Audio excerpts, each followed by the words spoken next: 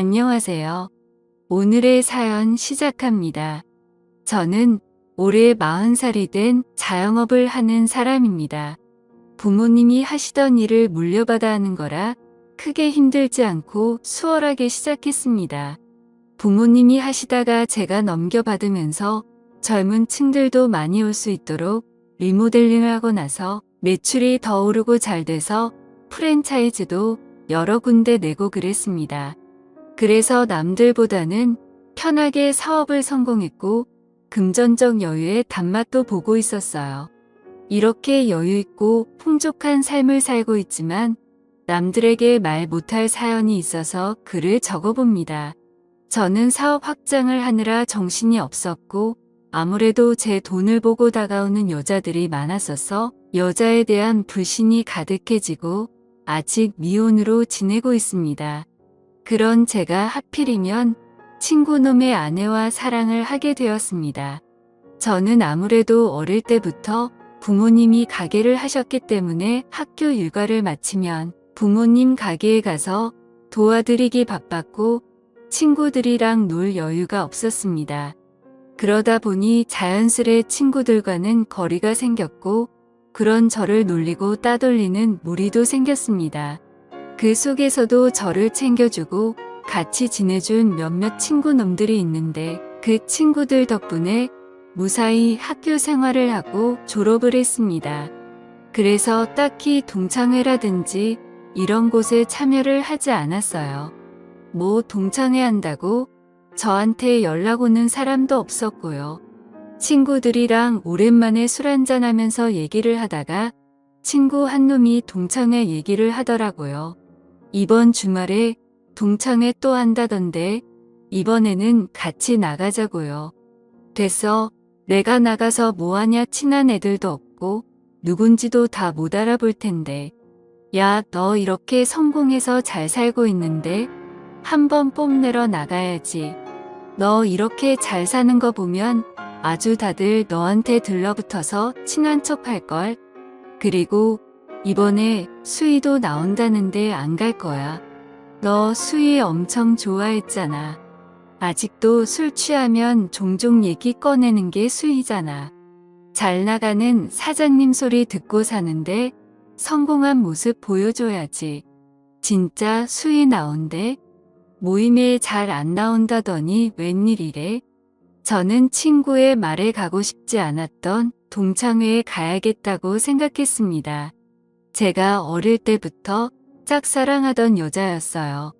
용기도 없었고 그래서 고백 한번 못 해보고 계속 멀리서만 바라보다가 이사를 가서 소식을 통 알 수가 없었는데 동창회에 나온다고 하니 가슴이 두근대더군요. 그리고 동창회에 나가서 몇십 년 만에 보는 동창들을 알아보기란 쉽지 않았습니다. 이들끼리는 종종 모임을 하며 만나왔던 터라 자기들끼리 신나게 술을 마시면서 얘기를 하고 있더라고요. 저는 저랑 친했던 친구 놈들 옆으로 가서 앉았고 주위를 둘러봤습니다. 주위를 둘러보니 그래도 선명하게 기억이 나는 얼굴들이 있었습니다. 제가 짝사랑했던 그녀 얼굴이 보이더라고요. 여전히 아름다웠습니다. 옛날이 생각하면서 마음이 요동쳤어요. 그리고 또 한 놈은 저를 괴롭히던 무리 중 주동했던 놈이었습니다. 여전히 뺀질거리는 면상이 보기가 싫더라고요. 그놈도 저를 쳐다보면서 눈이 마주쳤고 반갑게 웃으면서 인사를 건네더라고요. 야, 너 용선이지? 이게 얼마만이냐? 너 요즘 되게 잘 나간다는 소식은 들었다. 출세했네. 축하한다. 별로 반갑지도 않으면서 친한 척 인사를 건네는 게 정말 역겨웠습니다. 오랜만이네. 저는 짧게 인사를 마무리했고 그냥 친구 놈들이랑 술을 마셨습니다. 한창 동창회는 술판이 벌어지며 물이 익어갔고 다들 점점 술에 취해갔습니다. 근데 아까 그놈이 다시 저한테 와서 말을 건네더라고요. 야, 용선아.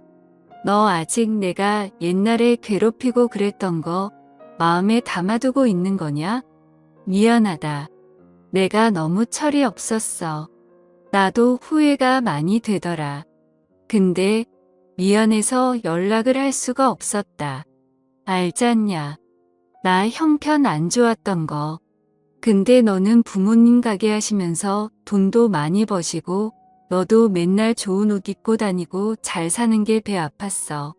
어린 마음에 그러면 안 되는데 내 열등감이 너를 괴롭히는 걸로 표출됐다. 이제라도 미안하다고 얘기한다고 달라질 건 없겠지만 미안하다는 말은 꼭 하고 싶었다. 진심인지 아닌지는 모르겠지만 그래도 진지하게 사과를 하니 어린 마음에 그럴 수도 있었겠다 생각이 들면서 그냥 마음이 풀어졌습니다. 그래서 저는 괜찮으니까 너무 신경 쓰지 말라고 이야기를 해줬어요. 그렇게 동창회가 끝이 났고 저는 짝사랑하던 그녀에게 역시나 말 한마디 제대로 못 걸어보고 왔습니다. 동창회 이후로 그 친구놈이 저한테 자주 연락을 하더라고요.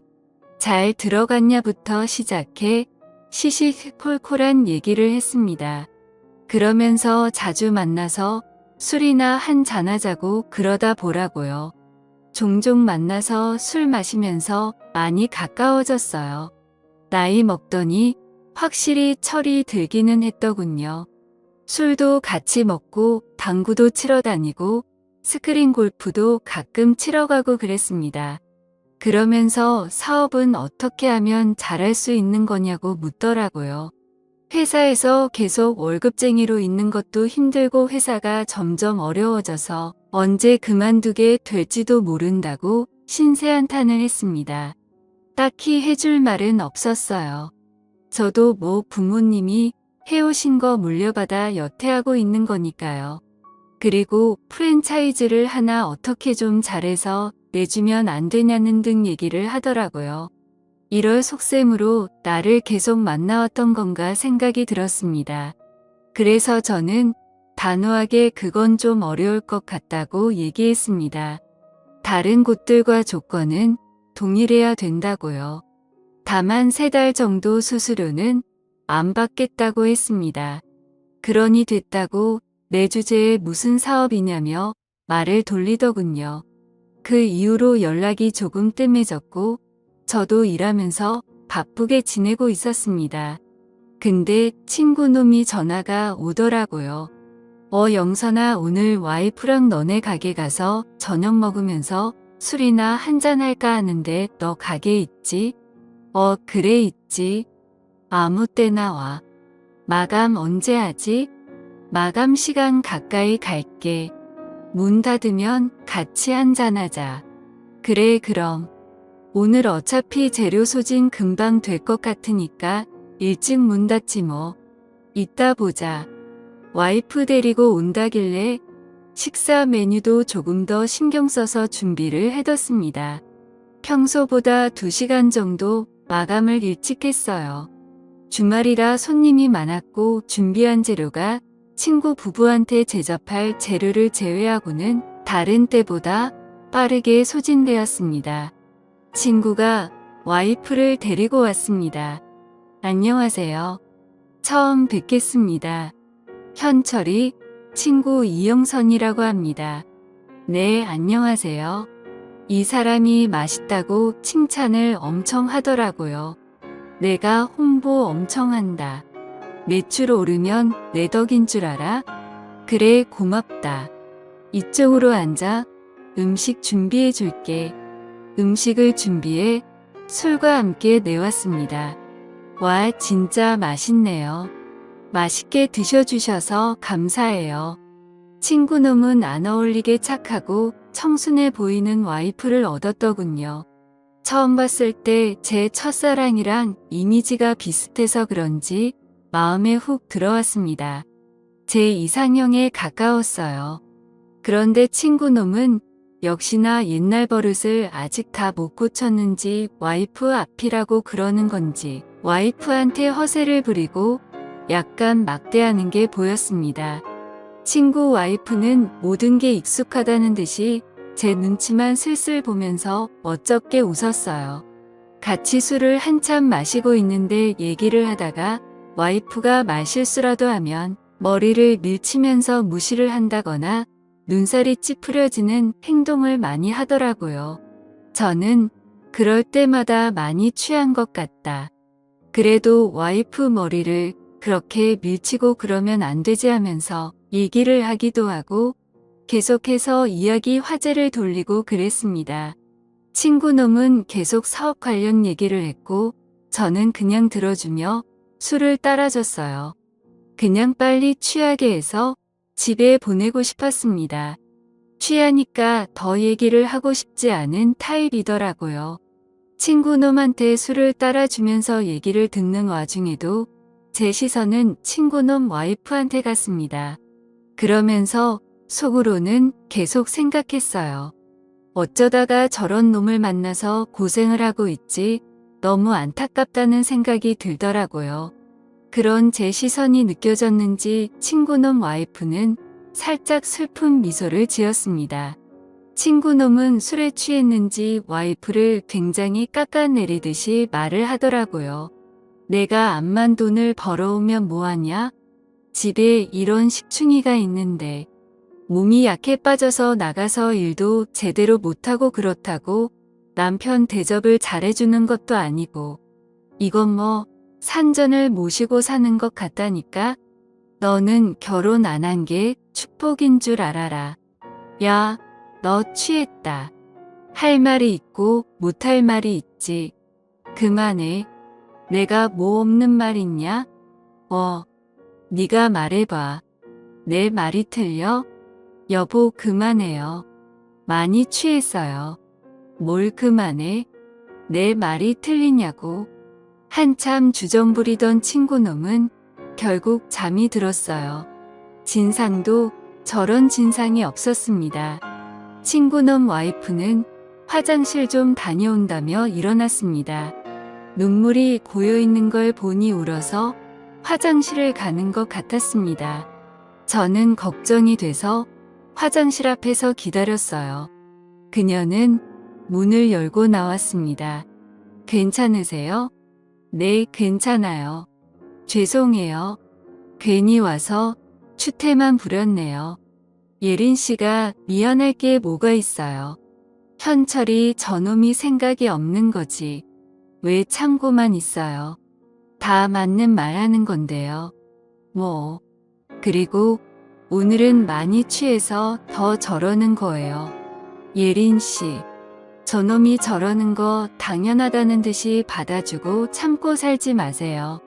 예린 씨도 예린 씨 부모님한테는 소중한 딸인데 왜 이런 취급을 받아도 된다는 듯이 그럽니까? 예린 씨부터가 자신을 소중히 생각하고 아껴야죠. 제 말에 그녀가 눈물을 다시 흘렸습니다. 죄송해요. 왜 이렇게 눈물이 나지? 예린 씨, 당신은 충분히 더 많은 사랑을 받을 자격이 있는 사람이에요. 무시당하는 게 당연하다고 생각하지 마요. 그리고 울지 말아요. 예린 씨 우는 거 보면 제 마음도 아파요. 저는 그녀를 화장실 안으로 다시 들어가게 하고는 저도 모르게 입맞춤을 해버렸습니다. 그녀는 많이 놀란 듯 했지만 눈물을 흘리며 제 마음을 받아주더라고요. 친구놈이 그녀를 무시하고 막대하는 게 옛날 제 모습을 보는 것 같아서인지 그녀에게 마음이 더 갔습니다. 저와 그녀는 서로의 마음을 확인하고 친구는 모르게 사랑을 키워나가고 있습니다. 인연이라는 게 따로 있는 걸까요? 정말 그날 처음 받고 만난 지 불과 2시간밖에 되지 않았는데 저는 이 여자한테 빠졌습니다. 이제는 제가 지켜주고 싶어요. 더 이상 무시받지 않게 제가 행복하게 해주고 싶어요. 하루는 그녀가 그러더군요. 누군가에게 이렇게 사랑받는 느낌을 받은 게 얼마만인지 모르겠다고요. 그동안 많이 힘들었다는 게 느껴졌습니다. 제 바람은 하루빨리 친구와 이혼을 하고 그녀가 제게 왔으면 하는데 잘하고 있는 거겠죠? 더 이상 친구놈 옆에 있는 그녀를 보기가 힘이 듭니다. 오늘의 사연 여기까지입니다. 오늘도 시청해 주셔서 감사합니다. 구독, 좋아요, 알림 설정 부탁드려요.